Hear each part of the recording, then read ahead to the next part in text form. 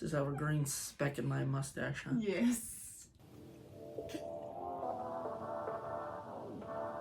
Sakura! Authorize.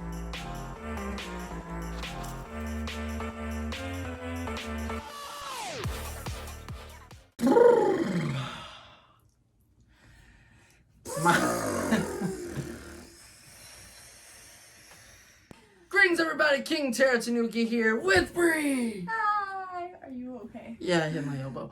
And today we're going to be making some matcha tea. Yay! All right. So, for those who don't know what matcha tea is actually a traditional tea from Japan, which is where this whole entire set was imported from. I just realized the matcha tea is upstairs. Oh no, the most important piece! I'm back. Okay, now we got the matcha tea. So anyways, here we have a traditional matcha tea set. I have not had matcha. Have you had matcha? Never. No one's ever had matcha. Until recently, I didn't even know matcha was a thing. Yeah, so matcha basically is a more, I guess you could say, strong version of green tea. They take the matcha leaves and they remove everything but the leaf and kind of grind it into a very, very green powder. So here on this tray, we have everything to make matcha tea except for hot water, which we're going to get to that point in a little bit. We do have this cup full of hot water though, so that we can loosen up the traditional matcha whisk, which is made from bamboo. Now, if you know me personally, you know I love bamboo. I like collecting bamboo aesthetic. Even our bed is a bamboo bed. So this is your Japanese matcha bamboo whisk. And Bree's gonna open it up. Basically, what you have to do is you have to put your whisk in water to help loosen it up. So we have this cup here of nice hot water as Bree dies opening the whisk. It's got a smell. So as you can see here in the center, you have a knot. And basically the way to know when your whisk is ready is when that opens. It basically blooms like a flower, which is very beautiful in the traditional process. So that's what we're going to do. So we're going to put it in some water and we'll be back when it's ready.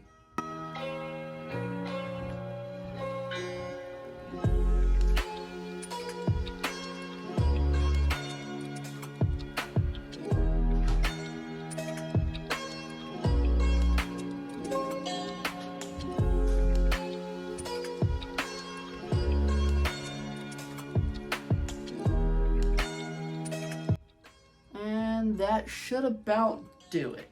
We did have to make the water a little hotter, but now, as you can see, the steam. A little hotter. Yeah, it's a little above 80, but that's fine because we actually need it to cool down a little bit to get to 80 degrees for us to make the matcha. But anyways, now that that has done that process, we are now going to open our matcha. Now this is ritual grade matcha, very traditional, again, imported from Japan. You open it up, it's pretty much like a can. So, I'll let you open it. Now the way to tell if your matcha is very good, the greener the matcha, the better. So hopefully when we open this, it's a really nice green. I'll put something on the screen so you guys can see what I mean. Oh, it's in a packaging. Alright. Is it a bad smell or is it strong? I can't even tell. All I can tell is strong. Ooh. It's like a mixture. It is very strong. It is very strong. Here, you go ahead and pour it in. Allergies. Every last drop counts. You know how expensive this is. As you can see, that is actually perfect green there. So that's amazing. Oh, and Bree got some on her hand. Every speck counts. Matcha's expensive. Very. Especially getting imported from Japan. Okay, we're gonna close that for right now. We kind of actually left our teapot in storage, so we're going to use this for our water. First things first, we're going to pour a little bit in here. And I'm going to move it around, essentially heating up the clay bowl. Quick word from sponsor. You struggle with finding energy and don't know what to do? Then I have the perfect solution for you. This is G Fuel. G Fuel is an energy formula packed with vitamins and, did I mention, sugar-free. Only 15 calories, and of course, as it being an energy formula, it gives you energy, but amongst that also gives you focus, endurance, and crazy reaction time. G Fuel also comes in a variety of flavors, like my favorite, cherry limeade. So good. Head to gfuel.com right now and of course use my special code StephenWalsh1 to get a royal 30% off. Heat up the bowl nice. Get the water all around. So now that the bowl is a little wet and heated up, now it's time to put our matcha in. Basically, now we're going to take this, pretty much place it there, and we're going to flatten out our powder. So we take 1 scoop of matcha, we place it in here, and now you're pretty much just going to shift it around till all of it goes into the bowl. Yeah, just kind of going back and forth with it. How amazingly green that matcha is.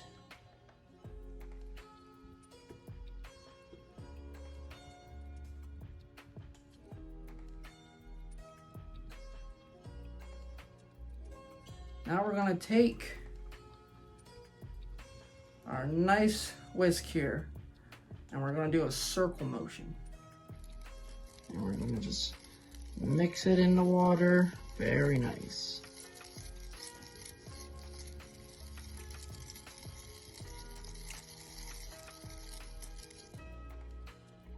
After it's like about that, place your whisk back into the water. And now we're going to add some more water.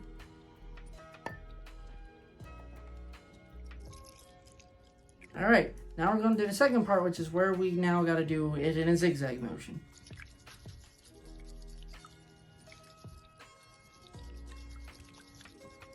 The fun part about drinking matcha is making the matcha. And that's how you make matcha. And now we're going to try it a few different ways, and sadly we don't have any teacups, so we got to use this boring mug.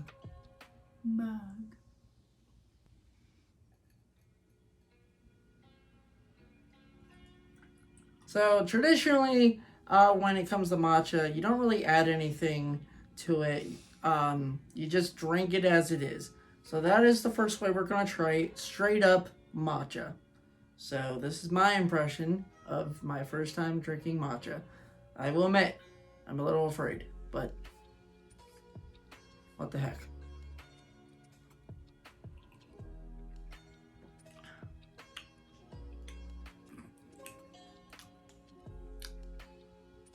Very strong. Not much of a flavor, but it is pretty much drinking like really strong tea. Like really strong tea. What? Just have a green speck in my mustache, huh? Yes. I'm warning you, it is just straight up tea. Like, you are drinking pure leaf.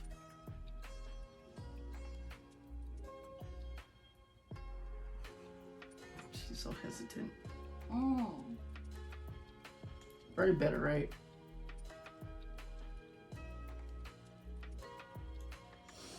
Oh, Now that's another reason why water temperature matters with like making black matcha. If your water is correctly at 80, it will taste better. So our water might have been a little off. It tastes like leafy coffee. Now the next way we're going to try it is with honey. Alright, so this is matcha with honey.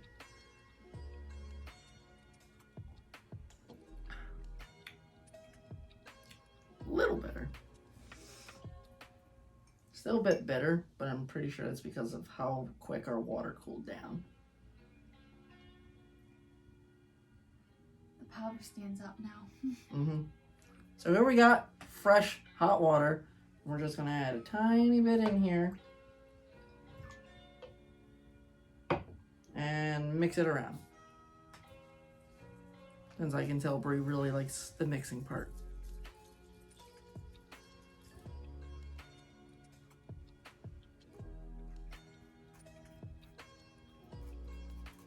Alright, so now that we've basically, well, mostly Brie, because she really enjoys the whisking part. Made it a bit more frothy too this time. So we basically made a new batch, and now we're going to try it the third way. Which is one way I like to drink my tea, and that is with sakura powder. It's just pink leaves. Yeah, we'll mix around. So this is the matcha with sakura powder. It smells so lovely. Ooh. Sorry if that sounded sarcastic. It's not sarcastic. I like that. I feel like with a little bit more honey, that would be like perfection.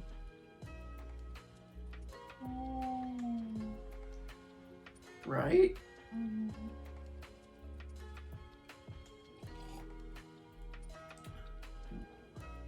How's that taste?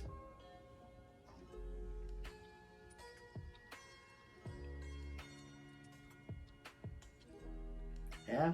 Yeah. That's actually pretty good. I like that a lot. A bit weird and new, but good. Yeah, very weird, and it's a very unique taste. Like if you're gonna try to compare neighbors matcha to like drinking green tea, there is a huge difference. Like you can tell that there's a difference. It's not just a more powerful green tea, it is quite literally its own thing, which makes it's again different. Very different, weird different, but yet a very good different. There's a lot of difference. Oh, I really like that. But it's very calming. I can just... Yeah, if I have any more, I'm gonna pass out right here on the spot. Alright everyone, so that is how you make matcha, and my preference, I like it with honey and sakura powder. I like the combination. The combination of the honey and sakura powder as well? Yeah. The combination it's really good. is best. Before we end this video, we actually have something to throw in this video with a special occasion. That is just ironically placed with us doing this video. So we're going to jump to tomorrow morning at 9 o'clock when a very, very special reveal from Kitakami. Boom.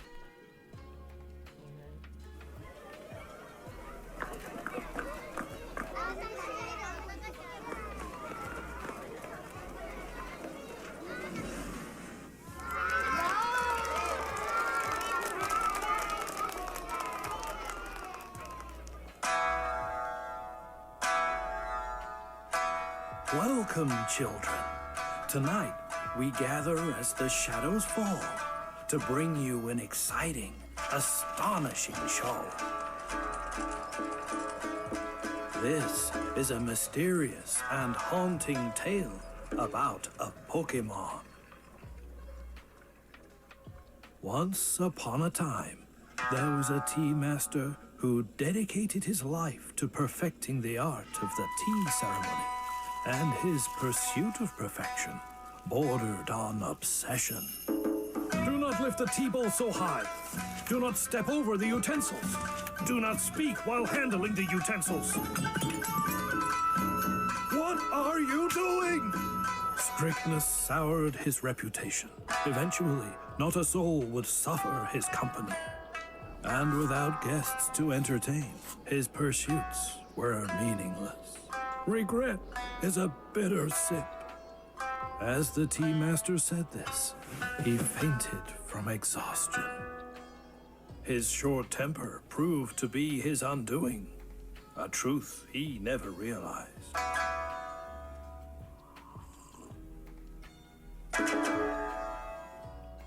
The master's tea caddy passed from owner to owner. Until finally, after many years of neglect, the tea caddy started moving on its own and suddenly transformed. The caddy then flew out of its storehouse. After some looking around, it noticed an ill-mannered woman and approached her. As the caddy sprinkled her with matcha for some reason, she sensed its presence and waved it away, breaking a teacup in the process. Let me tell you, that really teed it off. Its temper rivaled the old tea master's. Later that night, the woman noticed her skin now possessed a peculiar glow. But the glow was short-lived, for trouble was brewing. The matcha steeped in her life force sapped some of her strength as it returned to the caddy. How terrifying! Then it began sealing up cracks with its matcha, starting with the broken phone, then a power outlet, some headlights, even Tinkaton's hammer. The tea caddy in this story is, in fact, the grass and ghost-type Pokemon, Poltchageist. Poltchageist. People say the tea master's regret still dwells in this caddy. Should you ever meet it, a proper greeting may save you from a bitter fate. Nice tea matcha! Right then. Now in the land of Kitakami, parents tell their kids, if you waste your food, Poltchageist will sprinkle you with matcha. Even flavoring things with matcha is forbidden there. Huh? Wasn't this chipped?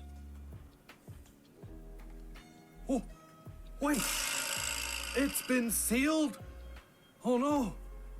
My skin is glowing. Just wait.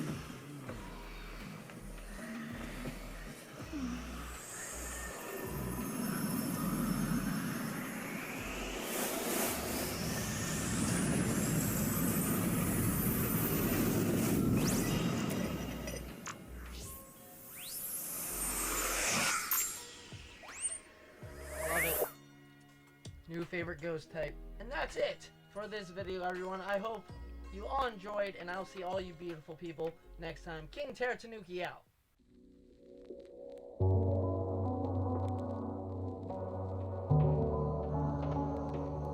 I'm King Tanuki.